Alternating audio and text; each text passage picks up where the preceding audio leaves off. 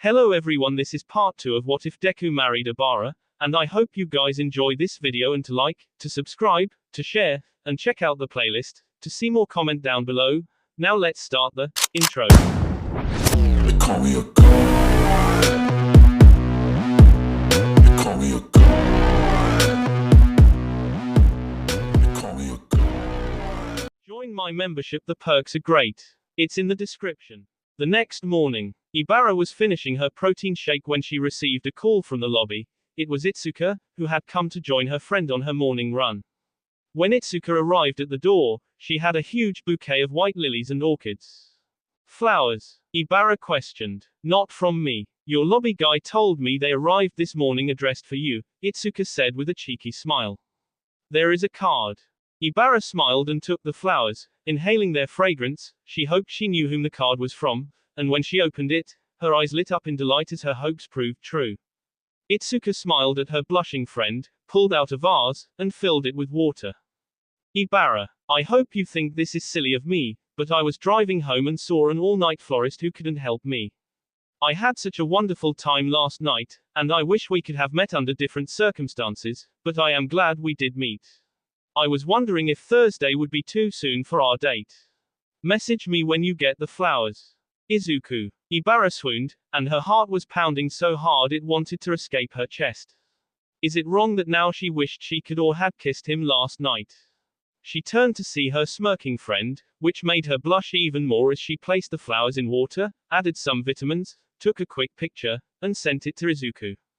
Ibara, it couldn't be more perfect. Thursday would be perfect. I would like to know how to dress. She never knew seeing the 3 little dots could fill her with joy. Izuku, something nice. We will be outdoors but not exposed. I hope you will come by the cafe before Thursday. Itsuka leaned on the counter, smirking. So how was your date? She said in a sing-song voice. Ibara blushed. Great, come on, I will tell you about it on our run, and maybe we can get something to drink after, Ibara responded. Oh, do you know a place? Itsuka said, deciding to play along. You know I do, Ibara smiled. Katsuki Bakugo. He groaned as he sat up in bed. He stretched his body, protesting the movement. He felt more alive after his shower and first cup of coffee. He looked and saw a few messages on his phone. When he saw one particular number, he grumbled. Unknown, I thought you should know your friend has been involved in 2 villain attacks in about as many days. K.B. Can you not handle this? Unknown, I tried to talk to him, but he brushed me off. I was letting you know. K.B. Is there a common element? Unknown, fine. The number 6 hero in the country growled as he downed his coffee and went to get dressed. Izuku. He was all smiles as he entered the house after his morning workout. His mother noticed his happy demeanor as she put his breakfast on the table. Did you have a good time last night? Well, there was no villain attack, so that was different, he said as he sat down to eat. I had a perfect time, Mom, it was great. I asked her out on a real date. Inko raised an eyebrow. Well, that's interesting. I take it you are interested in her. I can't explain it, Mom, it is just something about her. Maybe it's having been alone for years, but we seem to connect. Izuku paused. Am I overreacting? No, honey, you are just very passionate and tend to fall for someone hard. Inko smiled as she passed him a protein drink. Much like your mother. Just be careful, son. I will, Mom. He finished his food. I just hope that I am not wrong about this. He got up and kissed her cheek as he left to take a quick shower. Me too, baby, me too. She whispered. Izuku and Bakugo. The morning rush was done when Katsuki Bakugo or King Explosion entered the coffee shop. Izuku stopped and looked at the calendar, wondering if he had lost track of the days. Katsuki said nothing and just walked into the manager's office. Izuku turned, told the staff to prepare for lunch, and headed to his office. What is up, Karkin? A little early for your coffee delivery, Izuku said as he walked in. What is this bullshit I am hearing about you being involved with some villain attacks? He growled as he removed his cap and shook out his hair. And what does Vine have to do with all this? Well, good morning to you, too, Izuku said, taking a seat. Some villain jumped her on the way back to her agency. They knocked her through the front of the shop. They were about to do some bad stuff, so I jumped in and hit them with a fire extinguisher. For fuck's sake, Deku. Bakugo threw his hand up in exasperation. And the second time. She offered to take me to dinner to say thank you, and some attacked us on the way to the restaurant, Izuku shrugged. She handled most of that, I was more of a decoy. Goddamn,it, Deku, I thought we were past all this shit. Katsuki made a hand motion for a drink. Izuku opened the bottom drawer and pulled out a bottle of whiskey and 2 glasses. Izuku poured them each 2 fingers and held out a glass for Katsuki. For Masaru, they said as they slammed the drink back. Well, that was that then? Katsuki asked. Well, nothing happened when we went to dinner, and I may have asked her out on a date. Izuku winced as Bakugo laughed. Fucking really? Bakugo said, catching his breath. Miss Holy. Dude, if you wanted to go on a date with where you had a fucking shot, I could have set you up almost anyone from my class. Look, man, something just clicked, and I want to see if it is real, Izuku replied as Bakugo held up his glass for a refill. Izuku poured him another drink. For all the poor bastards that didn't make it. They said, slamming back the drinks. Well, fucking call me next time stupid shit goes down, Katsuki said, getting to his feet. Do you or the family need anything, money or some shit? No, we are good. Business is doing great, and your monthly order is just fine, Izuku said, taking the glasses and putting them away with the bottle. Thanks again for saving my life that night, Bakugo said, taking Izuku's hand. I fucked up your life, and you still fucking saved mine. You know what, Karkin, if you hadn't done what you did, I would have never been in the position to save Arie, Izuku replied. We have been good for years now. Tell you, Mom, I said hi. Be safe, Deku, and fucking call me if shit goes down again. He yelled as he put back on his hat and exited the cafe. Ibara and Itsuka. After a quick shower and changing clothes, they made their way toward higher grounds. Itsuka was so happy for her friend. Ibara seemed on the verge of a real romance. She hoped everything worked out. As they entered, Itsuka noticed how wonderful the shop smelled and a familiar posterior sticking out of a broken display case. Itsuka snuck over to the confusion of the staff and Izuku, who had just walked out of the kitchen. Itsuka reached down and gave Mei a massive pinch on the ass that made the mechanic girl squeal and scramble out of the case, ready to swing a wrench till she saw who it was. For fuck's sake, Itsuka, Mei said, laughing. I thought somebody was about to get a beating. What the hell are you doing here, Mei? Itsuka said with a smile. Suspended again, was all Mei said with a shrug. I have known this idiot for a long time, she added, pointing at Izuku. So when my father told me his shop got messed up, I volunteered to fix it. Battle fist? Izuku questioned. The one and only, Itsuka said, how did you know? Orange hair, teal eyes, you know Mei, and you walked in with Ibara. He said as he walked around the counter to shake her hand. Aren't you as sharp as a tack? Itsuka said, shaking his hand. Thank you for saving my friend. Is there anything I could do for you? A signed photo to hang on the wall would be nice, he rubbed his head sheepishly. He turned and looked at Ibara, he walked over. It is nice to see you. I am glad to see you again as well, she responded, her head tilted down some, looking up at him through her eyelashes, a slight blush on her cheeks. Mei and Itsuka smiled as they saw him blush, but he couldn't take his eyes off her. Tell me he is a good guy, Mei, please let him be a good guy. Itsuka whispered. He is fucking a great guy, Mei responded. If he were a girl, I would snatch him up myself. But for him, I would try and like guys. Itsuka looked at Mei, slightly shocked. He always treated me great, even when I knew him back in school, never tried any funny business, made sure I ate, he even took me to our senior dance. It is the closest thing to romantic love I have. I have never heard you talk that way about anybody, Itsuka said, shocked. That's because there is only one of him, Mei smiled as she returned to work. If he had a quirk, he would have been one of the greatest heroes of all time. Mei paused. Hey, Itsuka, do you want to go out some night? Itsuka smiled. I hope you are asking me out on a date. I am, Mei said. I have always liked you, you have always been good to me. I would like that, Mei. Izuku finally found his voice. Are you hungry? We just finished roasting off some turkey. I can make you a club with fresh potato salad. That sounds delightful, Ibara said. Izuku. He had been about to turn and walk away when she said his name. He turned, and she daringly kissed his cheek. Thank you for the flowers. They both turned red as he fled back into the kitchen. May, get cleaned up. It is time for lunch. He yelled. Sure thing, Casanova. She yelled back. Itsuka walked over to her blushing friend. You are really into him.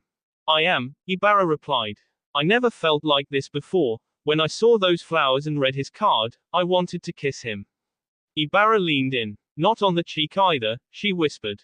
I just hope I am not rushing in. Just do what feels right and what you are comfortable with. Itsuka quickly hugged her. I hope this does work out. Where did he go? Lunch, club sandwich, and potato salad, Ibara said. I love club sandwiches, Itsuka said, her mouth watering. Fresh roasted turkey as well, Ibara smiled, taking a seat. A short time later, May sat with them. The girls were talking when Izuku came over with lunch.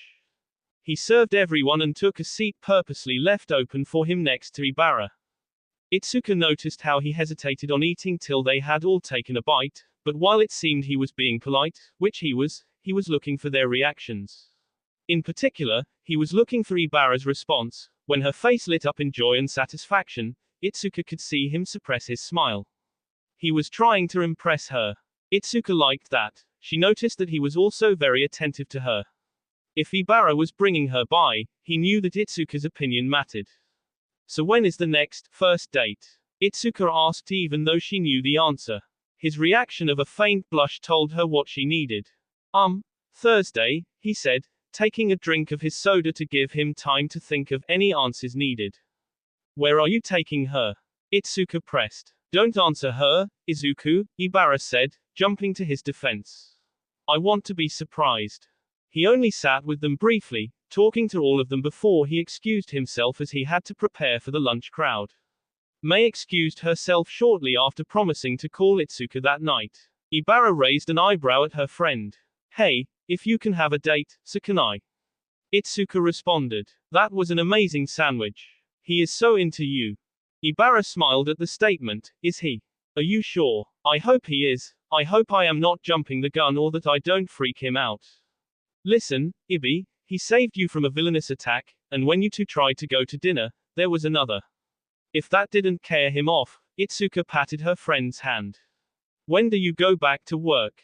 Friday, lit duty. As they got up to leave, Ibara said, hopefully, they clear me the following week. She was pleased when he looked up and waved goodbye as they went. First date. Izuku arrived on time, and though he couldn't come to her door, he was allowed to wait in the lobby. When the elevator doors opened and Ibara stepped out, he was speechless. He was thankful that he found his voice by the time she reached him. She wore a black dress that billowed above her knees. It hung to her upper body, giving off a very alluring tone. It was a high collar with black lace. The material was see-through on her arms and above her chest. An intricate lacing pattern hid the bust line but left just enough exposed to hint at what was beneath. Her black sandals, purse, and gold crucifix completed her look. He noticed that she was wearing simple but beautiful earrings as well. Her hair had grown and was now down to her shoulders, held back by a silk ribbon with a small red flower pin. The paleness of her skin just seemed to enhance all the parts that were exposed against the black. She was so happy to see his initial look when the elevator doors opened. The small army upstairs had reassured her that she would be knocked for a loop. She was nervous. The dress was shorter than she would have chosen but longer than Setsuna had first wanted. The compromise with the entire arm covering was provided by Reiko, who was rather skilled at suggestive clothing. She noticed he was dressed in a fine black suit, with a dark green shirt and accents that matched his hair. What made her smile was that his tie pin was a small red flower, just like her hairpin. The roses in his hand just checked another box off her list of things she had hoped for. She took the flowers and used them to hide her smile. She walked over to the desk agent, handed him the flowers, and told him something that made them both laugh. Itsuka is upstairs. I just told him to have her come get those and put them in water. She smiled at him. She could tell he seemed apprehensive about bringing her roses. I love the flowers. It just brings me joy. Now, shall we be off? They arrived at the Arboretum. Much to her surprise, she, of course, knew of the place. She liked to come here often. Her curiosity was further piqued when she saw other vehicles and people with similar dress standards heading inside. She looked over and saw the illuminated sign reading, "Evening amongst the flowers." "I have come here often, but I am unfamiliar with this event," she said, looking at him. He immediately got nervous, thinking he had made an error in their plans. "It is a catered dinner, with some dancing, and we get to take an exclusive tour of their moon garden. Many bloom like the Casablanca lily and the angel's trumpet tonight." His stress dropped considerably when her smile bloomed like one of those flowers. "That sounds lovely." His smile warmed her as he exited the car and came around to open her door and help her out. "All the tables are spaced apart and semi-private so we can have a nice dinner." He offered her his arm, which she took. It just checked another box. "If you are up to it after dinner, I reserved some tickets for observatory. So dinner amongst night-blooming flowers and evening looking at the stars." She could barely contain the butterflies when he rubbed the back of his head. "Is it too much?" He winced a little. "Too corny?" "No, Izuku, it is more than I could have dreamed of for tonight." Her smile did things to him. The gentleness of her voice just made his head whirl. Dinner was exactly as advertised. They sat at a semi-private table with a small four-square dance floor next to them. Once seated and welcomed, she heard a live orchestra begin to play. It set this dream-like quality to the whole dinner. Small lights laced amongst the trees, and the waitstaff came and went, barely being noticed. The food was delicious. She recognized the soup as being from Bernard's, a restaurant Ibara was fond of. They talked about everything she wanted to know about his childhood.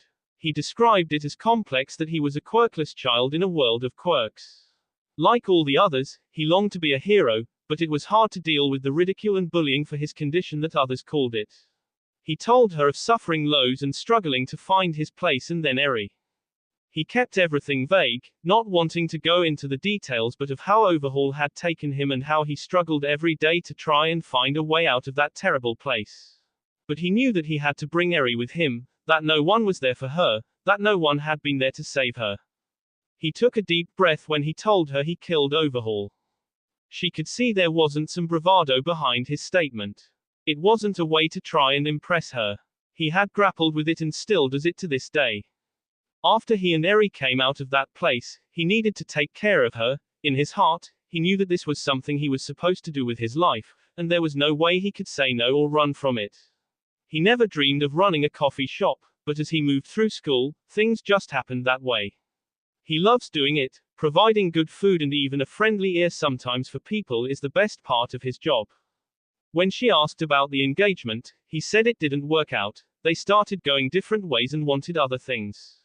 "What do you want?" she asked. It was the crux of the whole night, of if there would be anything further than this lovely dinner. He knew it, and so did she. She didn't want to waste her time, and he didn't want to either. He wasn't dumb. He could tell by how she dominated his thoughts that he had a massive crush on her. The way he caught himself, looking at her lips, wondering what it would be like to kiss her, that he wanted to be more than friends, but he wouldn't pursue that if what they wanted was just too different.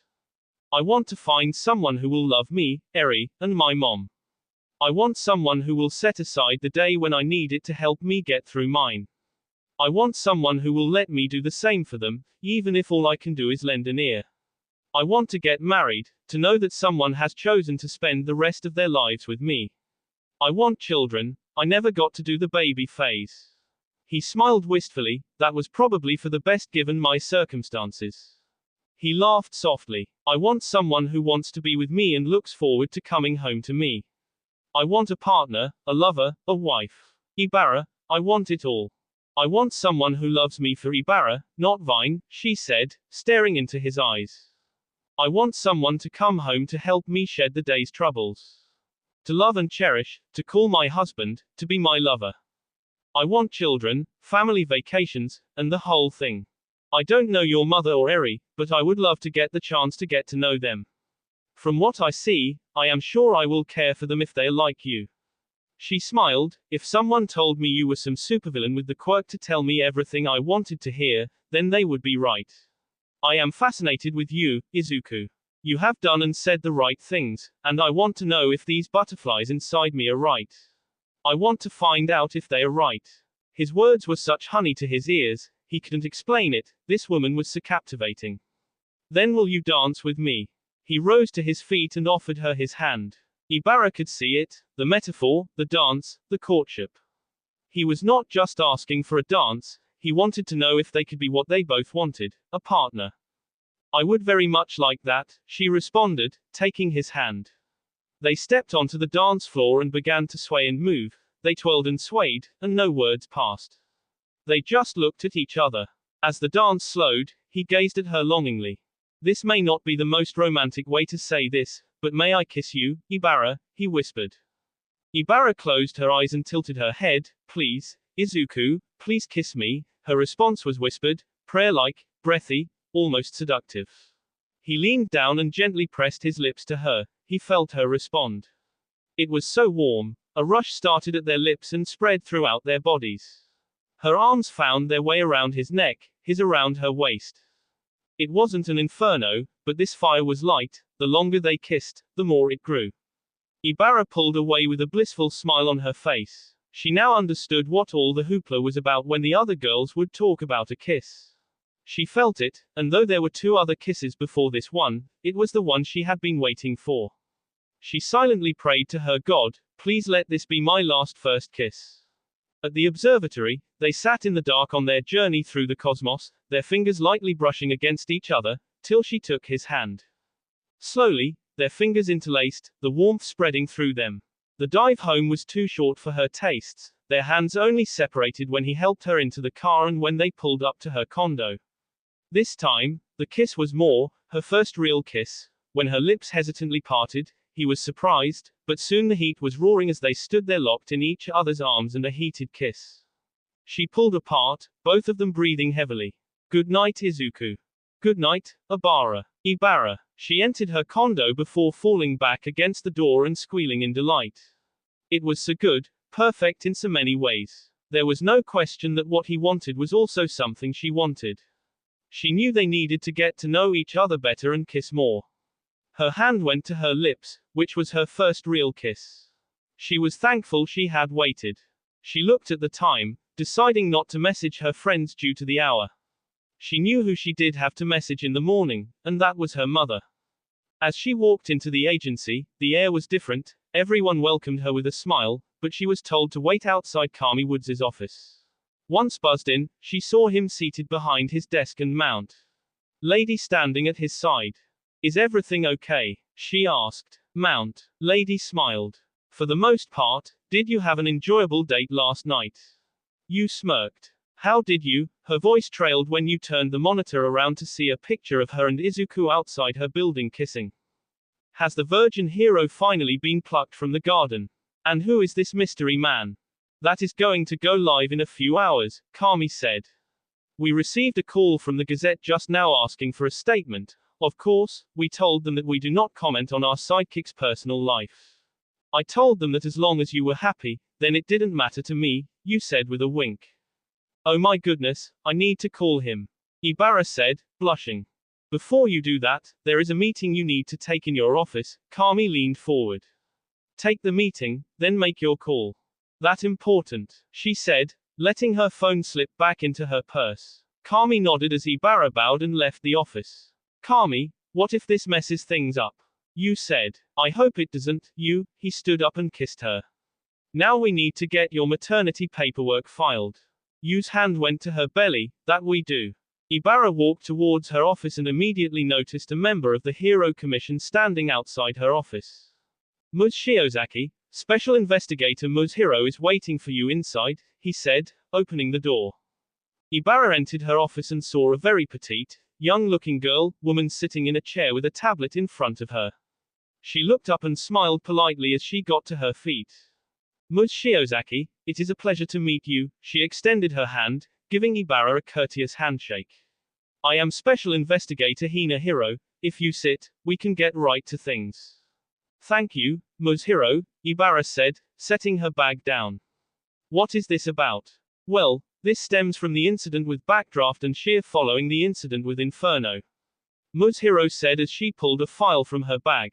While such incidents so close together would have caused us to begin to look into the situation, the citizens' involvement in both incidents warranted my involvement. While his involvement was regrettable, I fail to see how, Ibara began to say. Then we have what will be on the gossip report in about an hour, Mushiro said, turning and showing the tablet. You see, Ms. Shiozaki, we are not sure if you or he was the target of these attacks.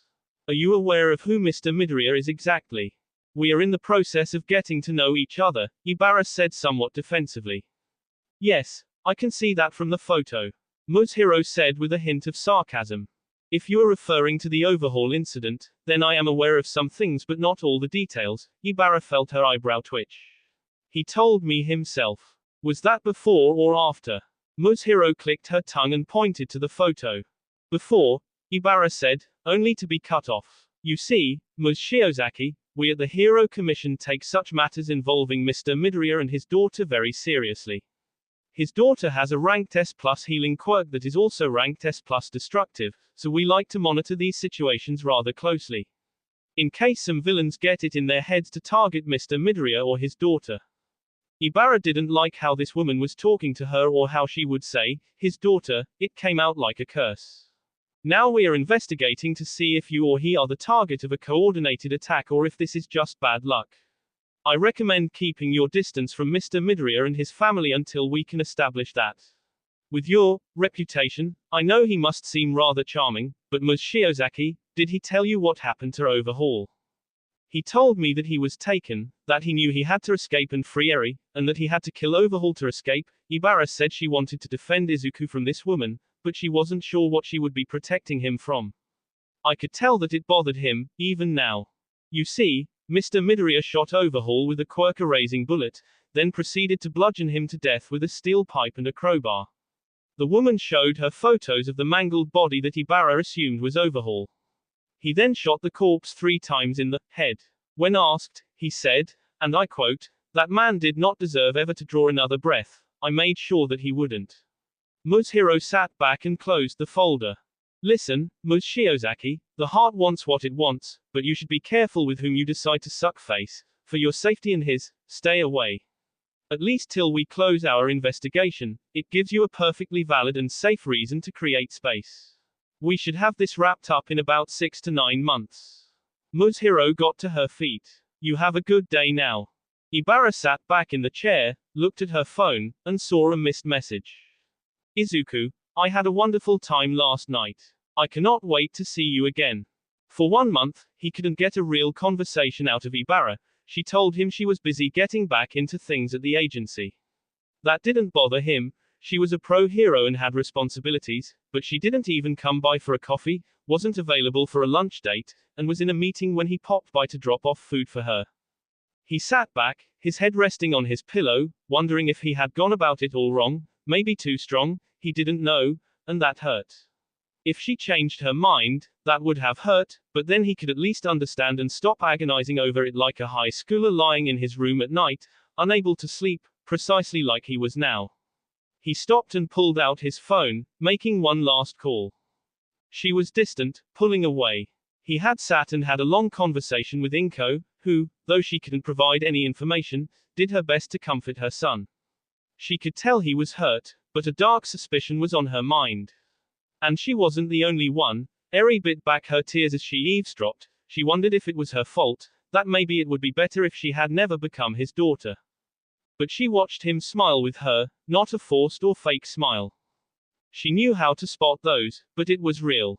She kicked herself for even thinking that he didn't love her. His life may have been easier without her, but he always told her she was the best part of his day and the most significant thing in his life. She may not be familiar with relationships, but she knew someone must have stuck their nose into this one. She knew who it probably was, and while Arie couldn't do anything to her, she wasn't about to let Ibara walk away without an explanation. Her father was her greatest hero in the world, now it was her turn to be his. She owed him that. After all, the family fights for family. Ibara. She felt miserable, she was avoiding him, she didn't know what to say or do. So she just started to step back. His last message was what had her lying in the dark crying. Hitting play again on her phone, she laid her hand over her head as his voice filled the room. Hey, Ibara, I hope I didn't do anything to hurt you. I don't want to keep bothering you or make you uncomfortable. I won't call or text anymore, if you want to reach out, you know where to reach me. I am sorry if I did something wrong. I hope you will tell me so I can fix it. If I can't, then maybe I can learn from it. It was a great few weeks, goodbye Ibara. When the light flicked on, she got to her feet, looking every bit the mess. Standing there was Setsuna and Itsuka. You can ignore anyone you want, but you don't get to ignore us. Setsuna said, pointing between her and Itsuka. Now, what is wrong? And who do I have to make disappear? Ibara wanted to protest. She started wiping at her eyes until she got wrapped in a hug from Setsuna. No, Ibi, you don't get to do that. I love you, you know how much I love you. Now talk to us. Itsuka hugged them both. We promise, Ibi, we are just here to help, and if helping is listening, then we can do that. Ibara cried some in her best friend's arms. And if we need to hide a body, we know people. Besides, Mina owes us from her bachelorette party. Ibara started laughing despite the tears. Darn right, she does. Go wash your face, I will get some tea going, Itsuka said. Set nodded as they separated.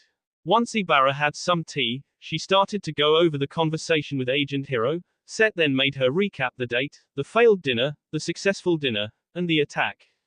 Ibi, not to be mean, but what the hell is wrong with you? Set said, sitting back. Why not just ask him? Are you afraid of him or something? No, he has never made me feel afraid, Ibara said, staring into her tea as if it would give her answers. Did he look like he got off on the violence? Itsuka asked, to which Ibara shook her head no. He told me he was part of the Shi Hasaikai case, but he didn't tell me details. We all know that a civilian killed Overhaul. She responded.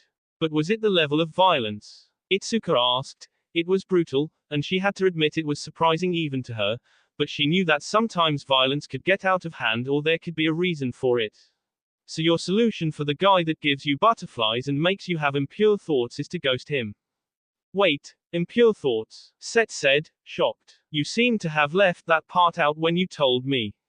Am I missing something? Is he not a good guy? No, he is from my understanding, Itsuka said. Mei talks about him a lot, in fact, Mei would go straight for him. Set was shocked at that. Or try at the very least. I haven't had that much interaction, though. He did pull me aside and tell me little tricks to keep Mei from going off the rails and to be gentle with her. So we have a case or rather brutal violence without a whole lot of context because the files are all beyond our security clearance. We have him using correct and measured violence in 2 villain attacks, with no signs of him enjoying the violence. He even has said that he doesn't like to talk about what happened with Shi Hasaikai. Set put her cup down and stared at Ibara. Put on your big girl panties and figure this out. What are you doing? It's pretty messed up. I know I feel like crap. I want to follow my heart, and it has been screaming at me to run over there and ask for answers, but my brain. Ibara laid her head down on the table. You need to figure it out, Itsuka said, coming around the table to hug her friend. If it is bad and something you can't move on with, then you owe it to him to tell him that. He saved your life. The least you can do is tell him face to face that you don't want to see him anymore. Ibara nodded. Her friends stayed for a bit longer before they left her alone to get some sleep. She texted her mother, telling her she needed to talk with her. The agency. When her intercom went off, Ibara was behind her desk working through some paperwork from her morning patrol. Vine. A very distressed young girl says she needs to speak to you about a villain attack.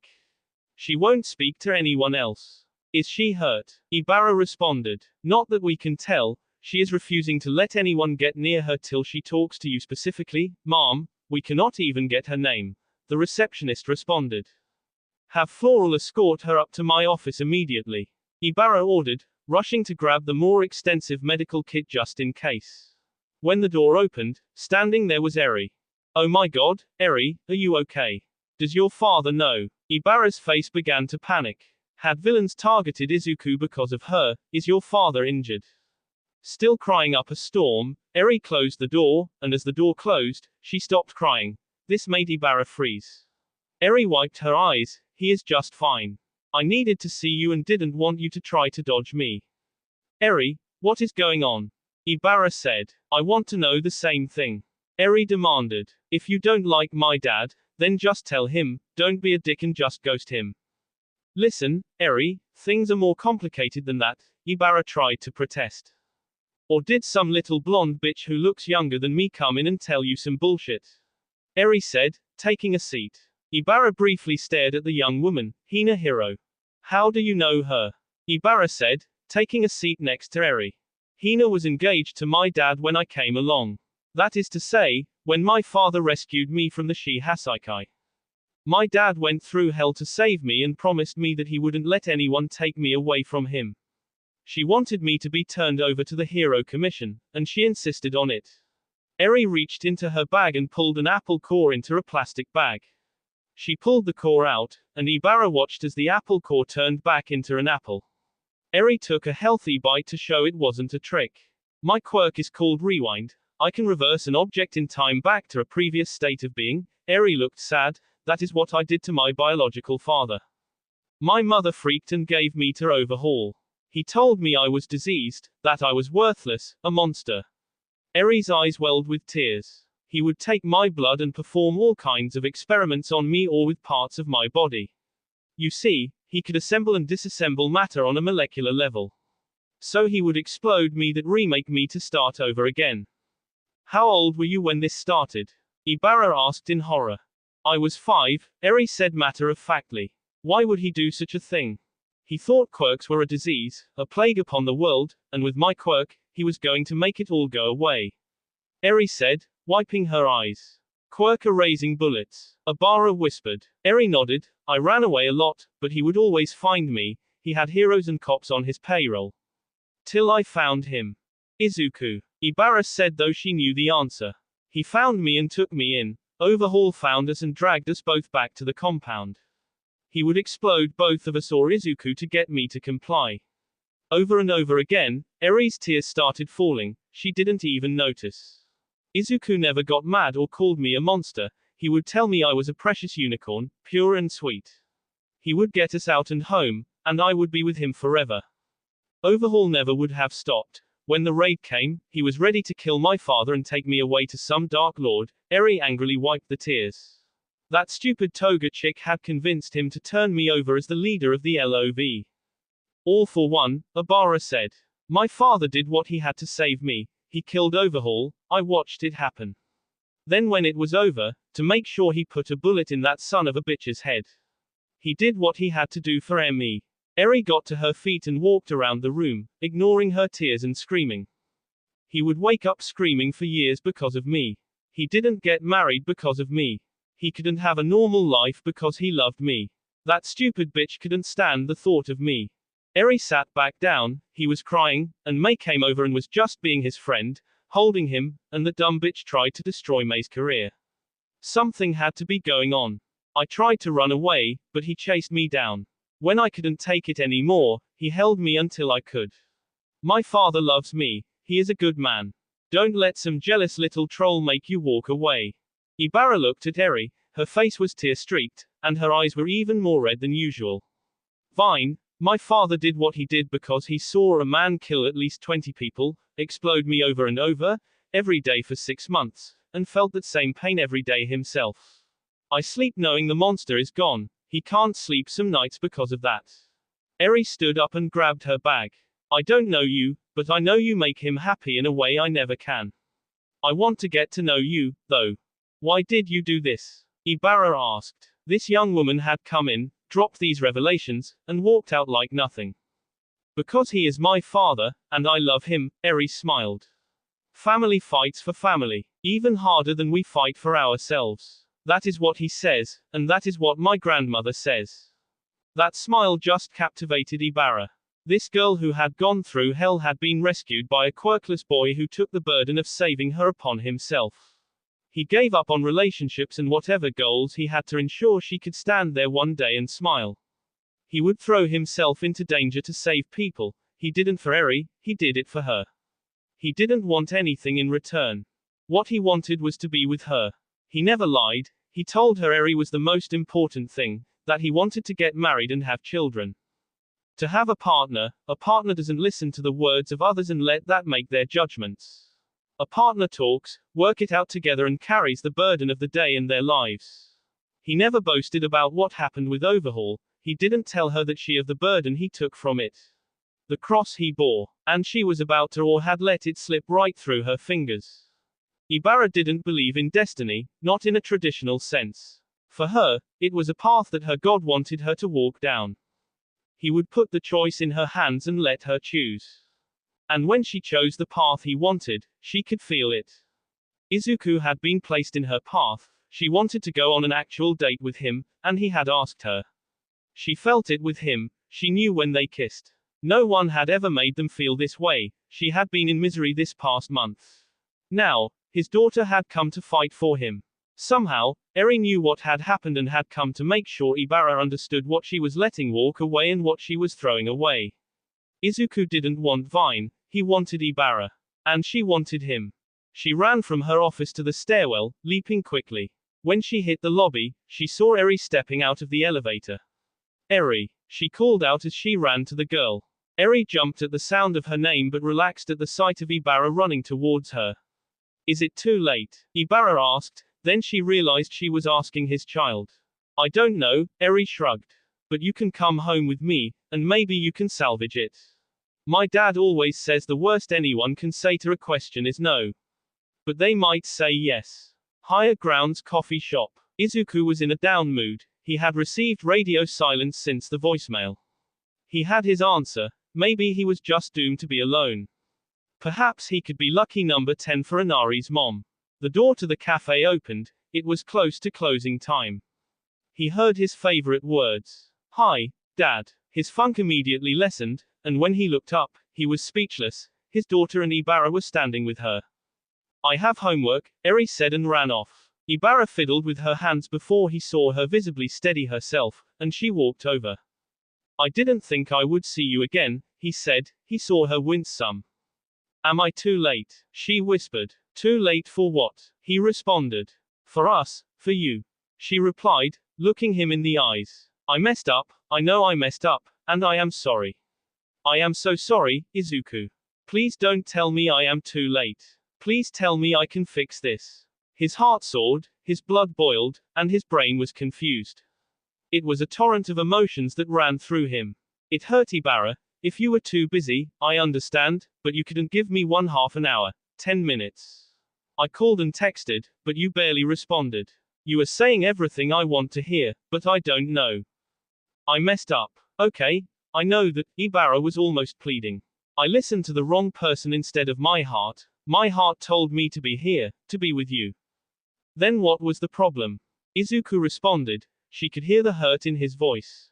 Instead of coming to you like a partner, like a freaking adult, I hid.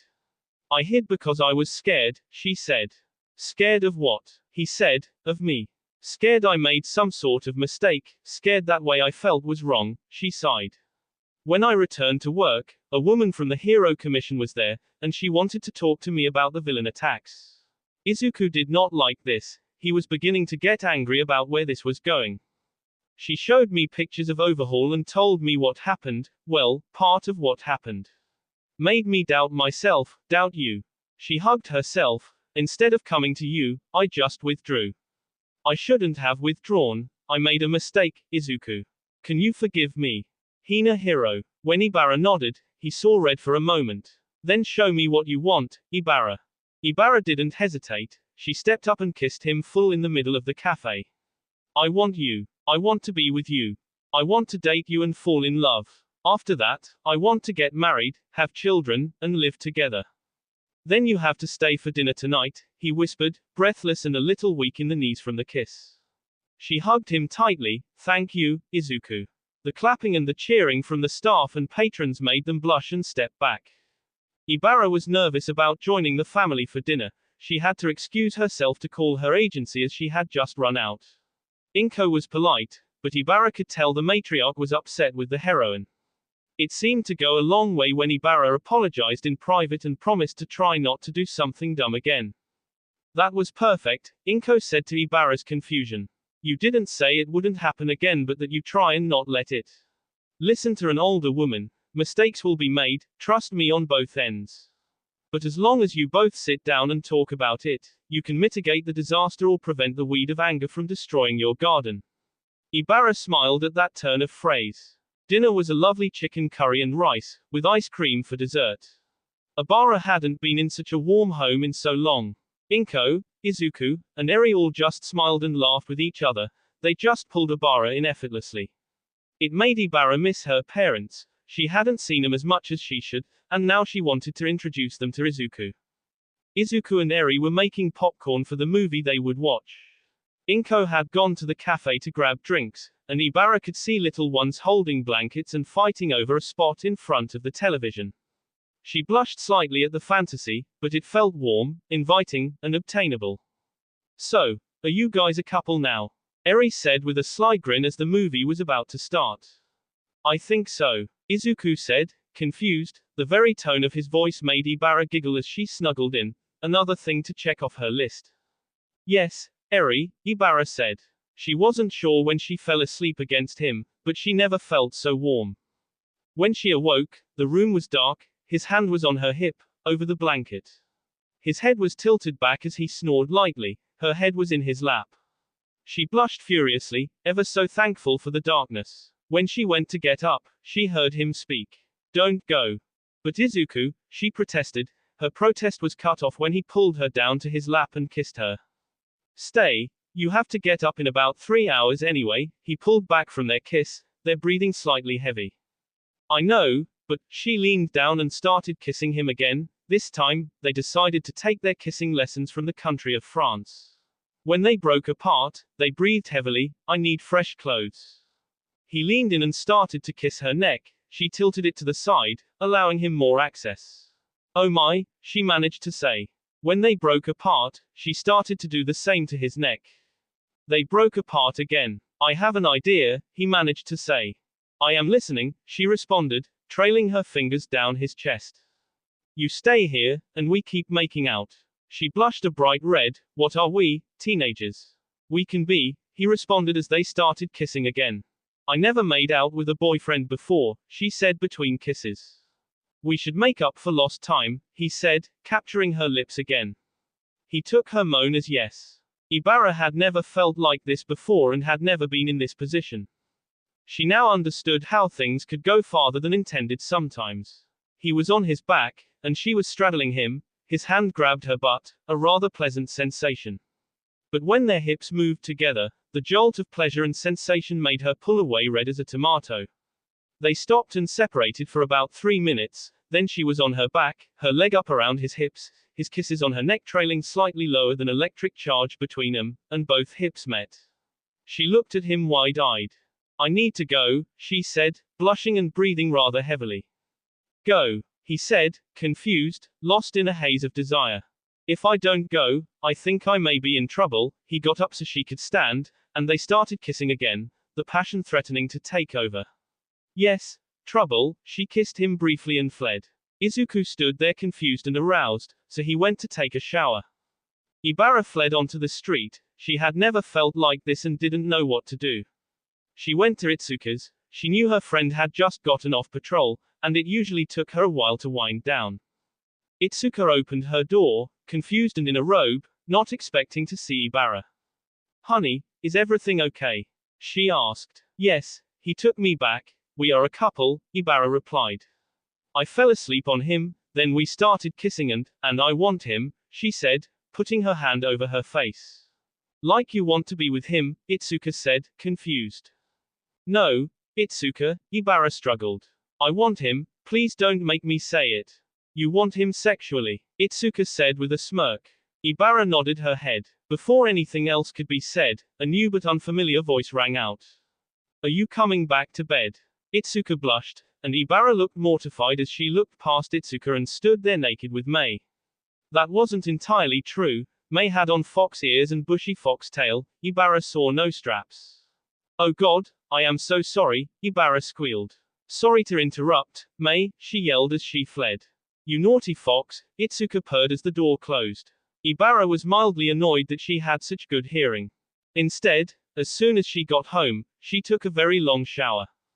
After a very frustrating and unproductive day at work, though it was highlighted by Izuku bringing her lunch, she loved that he brought her food. Even though he sat on the opposite side of the desk when he came around to kiss her goodbye timidly, the thoughts that ran through her head made the rest of the day a mess. Ibara did everything she could think of. She called her mom. Mother and daughter. Sinaru was pleased to hear from her daughter. They had spoken when she had been injured. She and her husband even traveled to see Ibara and spent a few days with her. She wanted to spend more, but Ibara sent them home. In truth, Sinaru worried about her precious Ibara, especially after the first month at UA. But the Lord called her daughter to be a hero. That was what Ibara felt in her heart, so Sinaru respected that. She was surprised to receive the call from her daughter, but the topic knocked her for a loop. Her husband Shinko was surprised when his wife told him they needed to fly to see Ibara. He wasn't upset by it. The urgency surprised him. Once she assured him that all was well, he cleared his calendar and ordered the jet to be fueled. He met his wife at the terminal, and she divulged that the daughter had met someone, and they had started dating. Shinko was slightly shocked, a little bit excited, and very overprotective. He needed to know who this person was immediately. Sinaru told him the truth because she didn't even know the young suitor's name, but apparently, Ibara was quite smitten, as his wife put it. He frowned some, not that he didn't want his daughter to be happy, quite the contrary, he wanted all the happiness in the world for her. The dream of grandchildren was not dead for him or his wife. They had tried numerous times to arrange meetings for her, but it never failed that after the initial meeting, there was nothing more. He remembered mentioning a matchmaker. He was in trouble for well over a year after that one. But now they were flying to hear about some rogue that had swooped in and was attempting to sweep his little girl off her feet. Well, not on his watch. He had to protect Ibara even if it was from herself, hero or not. She was his little girl. Higher grounds. Izuku almost did a double take from the kitchen when he saw the group of women come in. One could say that they were all wonderful. Second, Pinky trying to be in disguise was quite funny. It was a whole group, trying to be in disguise but trying not to look like they were in disguise, hats and sunglasses, attempts at inconspicuous clothing. So they stood out like a sore thumb. It wasn't hard to piece together who they were, but he smiled. They were probably here to spy on him. With a smile, he emerged from the back and told his work, Annabelle, that he would handle that table. Hello, ladies, welcome to Higher Grounds. Have you had a chance to consider what you would like to drink, or were you open to some suggestions? The rather voluptuous raven-haired woman with the $10,000 sunglasses. Oh, we were just discussing that. What do you recommend, sir? Our coffees are delicious. If coffee is not to your taste, we have a lovely house blend of black and wonderful green tea. If you are looking for a snack, I have to recommend our cinnamon rolls, something light. We have a very nice cranberry walnut salad. Our club sandwich is quite popular, and our special today is a French dip. He said with a smile, addressing the whole table and keeping eye contact, though some of those shirts offered tempting views. They ordered drinks, then food, and ended with pastries. They always talked to him, asking him simple but revealing questions. It was a pleasant interrogation. At the end, he walked over and thanked them for their patronage. When they asked for the bill, he smiled. Any friends of Ibara are more than welcome, he said with a smile.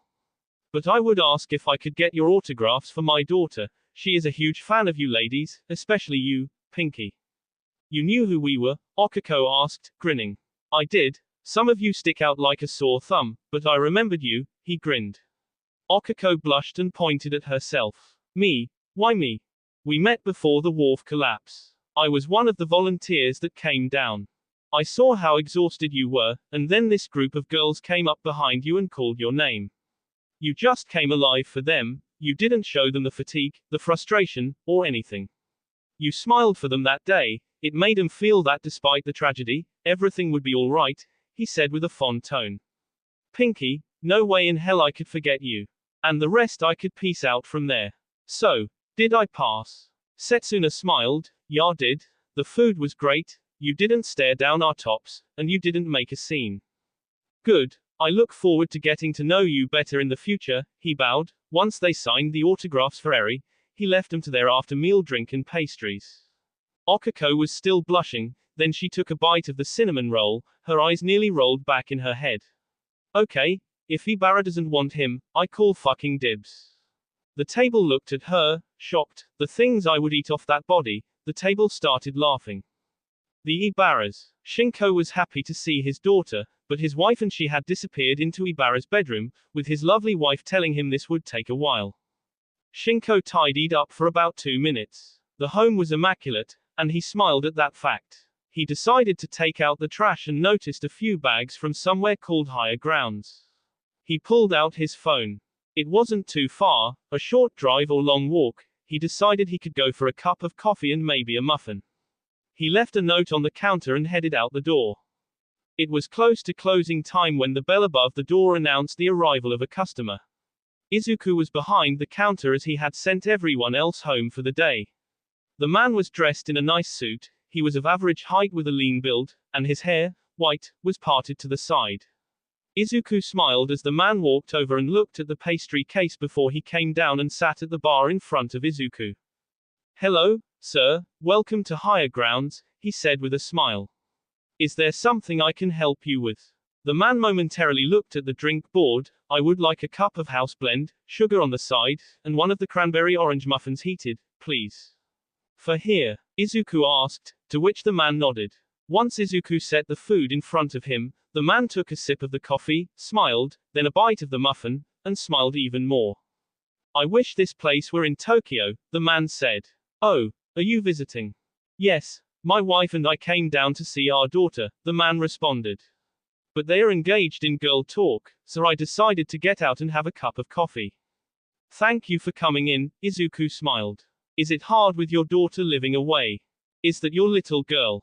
The man pointed to a picture of Arie, him, and Inko standing in front of the shop at the grand opening. "Yes," Izuku said, looking at the picture and smiling, "that was taken when we opened." "You look rather young there," the man commented. The man looked apologetic. "I am sorry, sir, I didn't mean to." "No, it is understandable. She is adopted, but I couldn't imagine loving her any more than I do," he smiled. "She is the light of my world. That is a sentiment I could get behind," the man chuckled. "Has she started dating yet?" "No, thank goodness," Izuku laughed as he knocked on the wood countertop. "Yours? Nothing serious, she is about your age, but she met someone," the man said, taking another drink of coffee and smiling. "That is why we are here, she is all smitten." "Is that a good thing?" "It can be," the man looked off like he was gazing out over the distance. "I don't know him, though, I haven't met him. I want to make sure he is good enough for her. Do you know what I mean?" "I think I do, but," Izuku smiled and looked at the photo again. "Is there anyone good enough?" The man laughed. "No truer statement, you know I like you."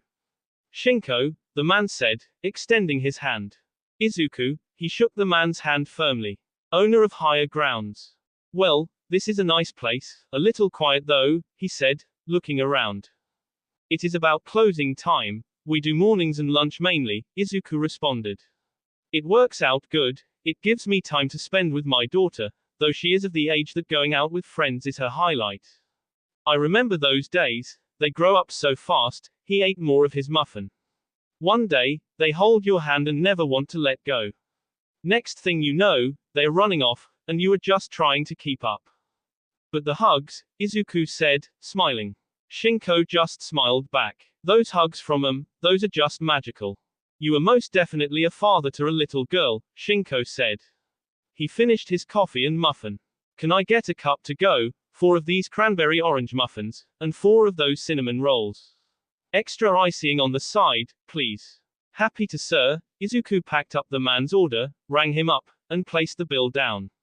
The man took it, nodded, and paid with a smile. "Do you recommend anywhere I can pick up some food for the trip home, something local?" Shinko asked. "There is a place, just down the block called Frites, that does an amazing steak and frites with fresh vegetables. I highly recommend it," Izuku said, handing the man his change. "Thank you, sir, maybe I will bring my wife and daughter by. If these cinnamon rolls taste just as good as they look, she will always be here." Shinko liked the smile that Izuku gave and the polite bow of respect. "That sounds wonderful, sir. I hope whoever this guy is, he at least has enough common sense to treat her like the princess she is," Izuku laughed. "For his sake." Shinko laughed as he walked towards the door. "Yeah, be ashamed to have beat him up." Ibara's apartment. Sinaru listened to her daughter's tale from the attack, including the details that Ibara had omitted. To the second attack, the thank you dinner, the date, and then a visit from the Hero Commission. She saw all the emotions on her face, and then she told her about Arie coming to her office. How she just felt so terrible for how she had treated him, how miserable she felt trying to pull away. She ran to him and asked forgiveness, which he gave. She had dinner with his family, falling asleep on the couch, and they made out.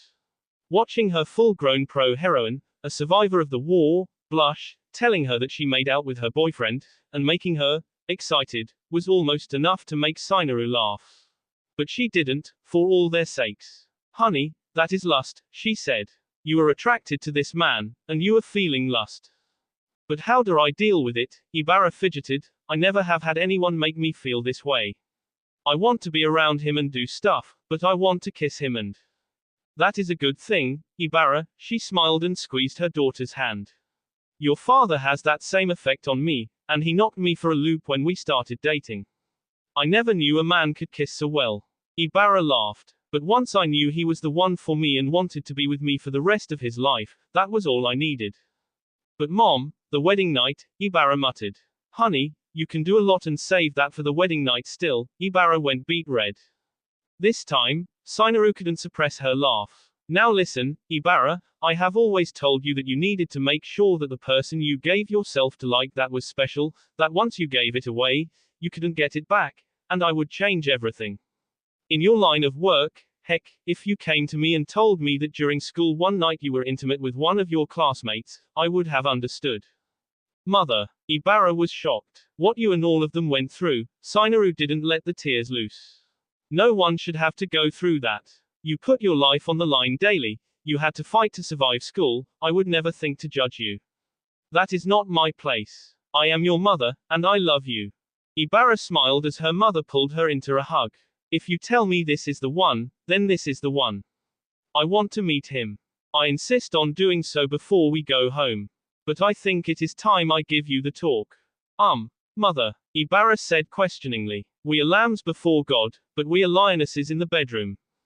Ibara questioned her life choices at that moment as her mother shocked and embarrassed her in ways she had never thought possible. Once, Ibara composed herself, we need to talk to your father. I am sure he will have questions about this Izuku Midoriya.